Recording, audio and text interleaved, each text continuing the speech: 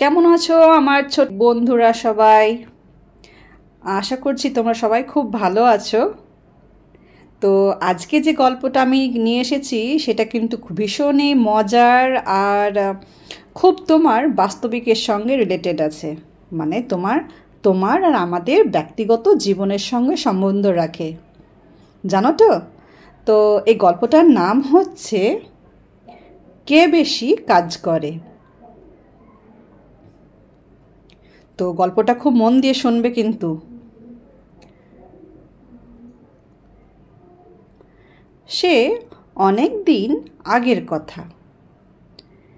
এক গ্রামে ছিল গোয়ার ও বদমেজাজি এক চাষি। সে মনে করত তার বউ কোনো কাজ করে না, খাই দায়, ঘুমায় আর পাড়াপড়শিদের সঙ্গে গল্পগুজব করে দিন কাটায়। একবার ফসল কাটার মৌসুমে মাঠে কাজ সেরে সন্ধ্যায় চাষি বাড়িতে ফিরল। এসে দেখে রাতের খাবার তখনও তৈরি হয়নি। তাদের যে ছোট্ট বাচ্চাটা আছে সে কাঁদছে আর মাটিতে গড়াগড়ি খাচ্ছে। গরুটা গোয়ালে ঢোকানো হয়নি। এইসব দেখে চাষির মাথা গরম হয়ে গেছে। চিৎকার করে সে বউকে বলতে থাকলো,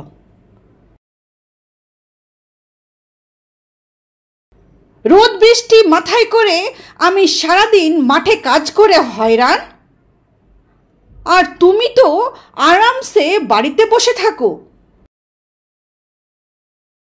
কি কাজ করো তুমি? রান্না বান্না, বাচ্চা সামলানো, দুধ দোহানো, এগুলো কোনো কাজ হলো? আমার মতো যদি তোমাকে মাঠে কাজ করতে হতো তাহলে বুঝতে কত ধানে কত চাল।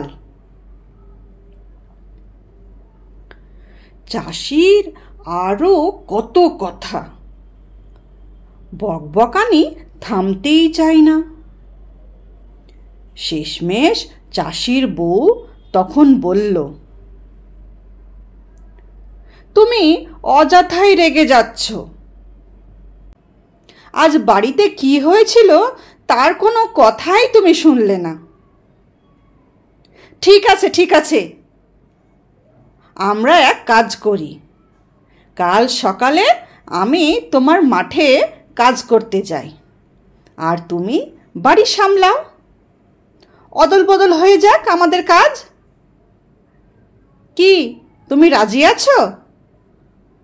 আমি মাঠেই থাকবো, তবে দুপুরে খাওয়ার জন্য ডাকতে ভুলো না কিন্তু। বউয়ের প্রস্তাব এক লম্হায় রাজি হয়ে গেল বদমেজাজি চাষি। ভাবলো, বাড়িতে কি এমন কাজ, যা আছে তা একবেলাতেই সেরে ফেলা যাবে। তারপর লম্বা এক ঘুম, বাকি কাজ বিকেলে সারলেই হবে। তাই সে বউকে বলল, রাজি রাজি, গড় রাজি কি আছে? আমি শুধু তোমাকে কাজগুলো করে দেখাবো, ওগুলো কোনো কাজের মধ্যেই পড়ে না। কথা মতো পরের দিন সকালে মাথায় টোকাপ চড়িয়ে চাষির বউ চলল মাঠের কাজে, আর চাষি রইল বাড়িতে ঘরদোরের কাজকর্ম করার জন্য। চাষির বউ চলে যাওয়ার পর প্রথমে চাষি বসলো কাপড় কাচতে।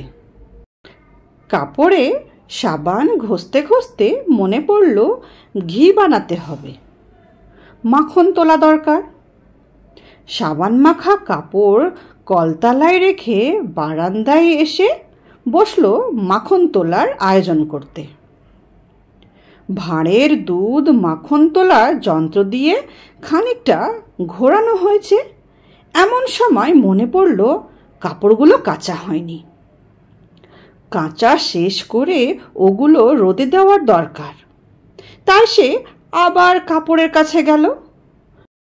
ধোয়া কাপড় দড়িতে টাঙিয়ে সে যখন আবার দুধের কাছে ফিরছে, তখন দেখল রান্নাঘরে বড় লাল মোরগটা ঢুকেছে। বাধ্য হয়ে সে দৌড় দিল মোরগ তাড়াতে। মোরগ হঠাৎ তাড়া খেয়ে রান্নাঘরের দরজা ছেড়ে রান্নাঘরের বারান্দায়। চাষির গরম মেজাজ, সে মোরগে টুঁটি চেপে ধরবে।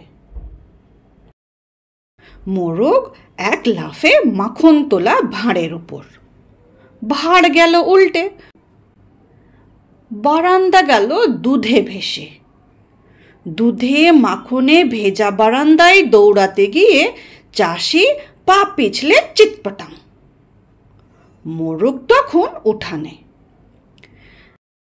চাষি মোরগকে ছাড়বে না। বারান্দা থেকে উঠে আবার সে মোরগের পেছনে। মোরগকে সে যখন প্রায় ধরে ফেলেছে, এমন সময় চোখে পড়ল বাড়ির কালো ছাগলটা দড়িতে টাঙানো তার সবচেয়ে প্রিয় পাঞ্জাবির ঝুলন্ত একটি হাতা পরম আনন্দে চিবোচ্ছে। মোরগের পিছু নেওয়া ছেড়ে এবার সে ধেয়ে এলো ছাগলের দিকে পাঞ্জাবি বাঁচাতে। এসে দেখে সমস্ত কাপড়ের ঝুলন্ত অংশ ছাগল এর মধ্যেই খেয়ে ফেলেছে। রাগে দুঃখে চাষির তখন মাথা খারাপ হওয়ার অবস্থা। ছাগলকে কি আর সে বলবে? ঘরে আরো দুধ ছিল। চাষি আবার মাখন তুলতে বসলো। তখনই মনে পড়ল গাই গরুটা গোয়াল থেকে বের করা হয়নি। মাখনের ভাঁড় ওই অবস্থায় রেখে সে গেল গোয়ালে। গরুর গলায় দড়ি ধরে যখন সে বেরিয়ে আসছে, তখনই চোখে পড়ল তাদের ছোট্ট ছেলেটা ঘুম ঘুম চোখ নিয়ে হামাগুড়ি দিতে দিতে এগিয়ে আসছে বারান্দায় রাখা মাখন তোলা ভাঁড়ের কাছে। চাষির হাতে গাই গরুটার দড়ি, গাই গরুর পেছনে তার বাছুর, সামনে চাষির নিজের ছেলে। ভাঁড় উল্টালেই বিপদ। চাষি তখন কোনটা সামলাবে ভেবে পায় না। শেষে মাখনের ভাঁড় বাঁচাবার জন্য নিজের কোমরে গরুর দড়ি একদিকে বেঁধে নিজের ছেলেকে ধরতে গেল। কিন্তু ছেলের কাছে যাওয়ার আগেই ছেলে ভাঁড় উল্টে দিল। তারপর দুধে মাখনে মাখা বারান্দায় হাত পা ছড়িয়ে ঘুরতে থাকলো। ছেলে তো বারান্দা থেকে পিছলে নিচে পড়ে যাবে, এই ভেবে ভয়ে চাষি দিল এক লাফ। হাঁচকা টান লাগলো গরুর গলায়। সঙ্গে সঙ্গে গরু দিল উল্টো টান। ছেলে উঠোনে পড়ার আগেই চাষি নিজেই উঠানে উল্টে পড়ল। ছেলে সাঁতার কাটার ভঙ্গিতে এগিয়ে আসছে বারান্দার কিনারে। তখন সে যে কি অবস্থা চাষির! চাষির কপাল ভালো, ছেলেটা ঘুরতে ঘুরতে আবার সরে গেল বারান্দার মাঝখানে। হাঁফ ছেড়ে বাঁচল চাষি। বাচ্চাটা তখন পর্যন্ত কোনো কান্নাকাটি করেনি, কিন্তু কোমরের দড়ি খুলে ছুটতে গিয়ে যেই বাচ্চাটাকে কোলে সে তুলে নিল, অমনে শুরু হলো বাচ্চার চিৎকার। বেলা তো কম হয়নি, তাই বাচ্চার খিদে পেয়েছে মনে করে চাষি বাচ্চার দুধ গরম করার জন্য ঢুকলো রান্নাঘরে।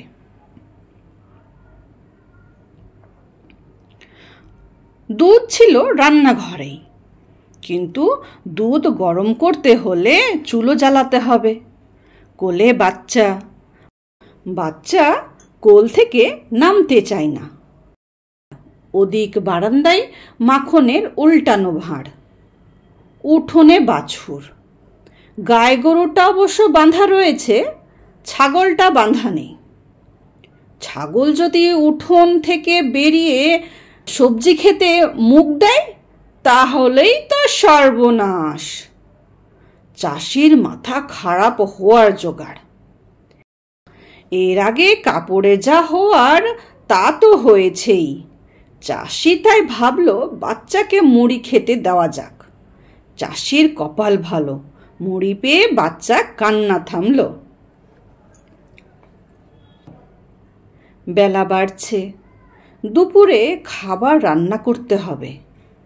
তারপর বউকে ডাকতে যেতে হবে মাঠে। চাষি ভাবল দুপুরের খাবারে আয়োজনটা এবার করা যাক। কি দিয়ে শুরু করবে? প্রথমেই ডাল।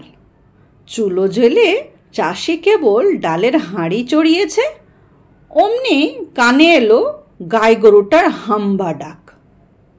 চাষি তো সকালে গরুকে কিচ্ছু খেতে দেয়নি, তাই ভাবল ডালটা সেদ্ধ হোক, গরুকে খানিক বিচালি দিয়ে আসি। ওদিকে ছাগলটা সকালবেলায় শুধু কাপড় খেয়েছে, ছাগলেরও খাবার দরকার। ছাগলের ভুসি ঘরে কোথাও খুঁজে পাওয়া গেল না। চাষি ভাবল দুটো কাঁঠাল পাতা ছিঁড়ে আনি, ওতেই ছাগলের চলবে। গরু ও ছাগলের খাবারের ব্যবস্থা করে চাষি এরপর নিজেদের খাবারের জন্য ঢুকলো রান্নাঘরে। ঢোকার মুখেই ডাল পোড়ার গন্ধ। ভেতরে গিয়ে দেখে ডাল পুড়ে হাঁড়ির ভেতরটা কালো হয়ে গেছে। মাথায় হাত দিয়ে বসে পড়ল চাষি। বসেই রইল। বারান্দায় বাচ্চাটার কান্না, উঠোনে গাই গরু এবং বাছুরের হাম্বা, ছাগলের একটানা ম্যাঁ ম্যাঁ ডাক, বারান্দায় মাখনের উল্টানো ভাঁড়, সামনে পোড়া ডালের হাঁড়ি। কোনো দিকেই নজর নেই চাষির। তার আর কিছুই ভালো লাগছে না। সকাল থেকে একটা কাজও শেষ করা হয়নি চাষির। বেলা গড়িয়ে গেল। চাষির বউ অপেক্ষা করছে কখন চাষি তাকে দুপুরের খাওয়ার জন্য ডাকতে আসে, কিন্তু চাষি আর আসে না। চাষির বউ ভাবল আর অপেক্ষা করে কাজ নেই, বাড়ি ফেরা যাক। বাড়ি ফিরে চাষির বউ যা দেখল তাতে তার চোখ কপালে উঠে গেল। চাষি ভারী গলায় বলল,